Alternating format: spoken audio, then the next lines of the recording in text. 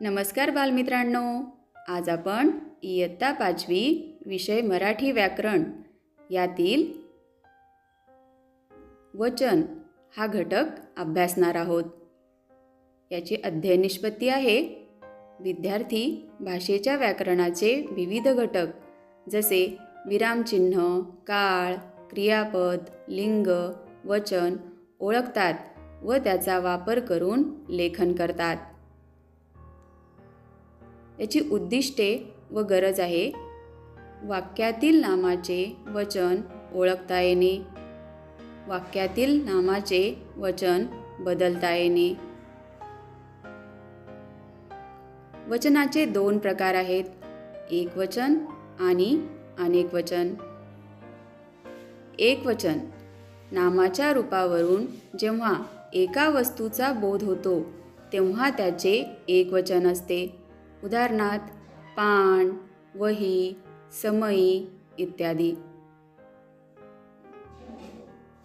अनेकवचन नामाच्या रूपावरून जेव्हा एकापेक्षा अधिक संख्यांचा बोध होतो तेव्हा त्याचे अनेकवचन असते. उदाहरणार्थ पाने, वह्या, समया इत्यादी. नामाच्या लिंग बदलामुळे नामाच्या रूपात बदल होतो, तसेच वचनामुळेही नामाच्या रूपात बदल होतो. हा बदल कोणकोणत्या प्रकारे होतो ते आपण क्रमाने पाहू. 1. आंबा, अनेक आंबे. 1. कुत्रा, अनेक कुत्रे. 1. तार, अनेक तारा. 1. धार, अनेक धारा. 1. बी, अनेक बिया. 1. समई, अनेक समया. 1. वीट, अनेक विटा. 1. मुलगी, अनेक मुली. 1. होडी, अनेक होड्या. 1. मासा, अनेक मासे. 1. ससा, अनेक ससे. 1. कावळा, अनेक कावळे. 1. बगळा, अनेक बगळे. 1. मळा, अनेक मळे. 1. कोल्हा, अनेक कोल्हे. 1. वाडा, अनेक वाडे. 1. घोडा, अनेक घोडे. 1. रस्ता, अनेक रस्ते. 1. भिंत, अनेक भिंती. 1. माळ, अनेक माळा. 1. लाट, अनेक लाटा. 1. वाट, अनेक वाटा. 1. घागर, अनेक घागरी. 1. पंगत, अनेक पंक्ती. 1. सहल, अनेक सहली. 1. सर, अनेक सरी. 1. सुई, अनेक सुया. 1. भुवई, अनेक भुवया. 1. नदी, अनेक नद्या. 1. चांदणी, अनेक चांदण्या.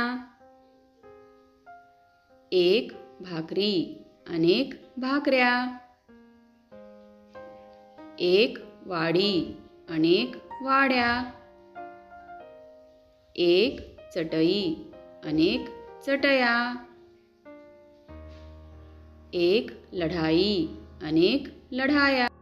मराठी भाषेत एकवचनी व अनेकवचनी सारखी रूपे असलेले काही स्त्रीलिंगी शब्द आहेत.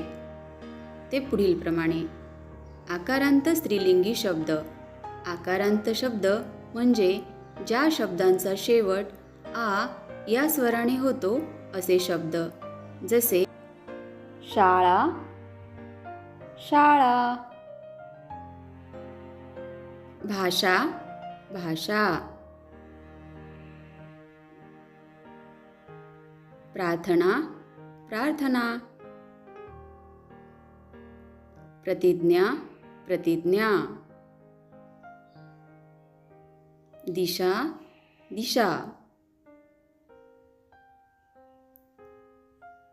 इकारांत स्त्रीलिंगी शब्द म्हणजे ज्या शब्दांचा शेवट ई या स्वराने होतो असे शब्द, जसे व्यक्ती व्यक्ती, युवती युवती, तरुणी तरुणी, देवी देवी, दासी दासी। उकारांत स्त्रीलिंगी शब्द म्हणजे ज्या शब्दांचा शेवट उ या स्वराने होतो असे शब्द, जसे वधू वधू, वास्तू वास्तू, वस्तू वस्तू। आता या घटकावर आधारित स्वाध्याय पूर्ण करू। प्रश्न: वाक्यातील नामाचे वचन बदलून वाक्य पुन्हा लिहा. रामने आंबा आणला. रामने आंबे आणले. घोडा वेगाने धावतो. घोडे वेगाने धावतात. तसेच उपक्रम देखील पूर्ण करायचा आहे. पाठ्यपुस्तकात आलेल्या एकवचनी व अनेकवचनी शब्दांचा तक्ता तयार करा.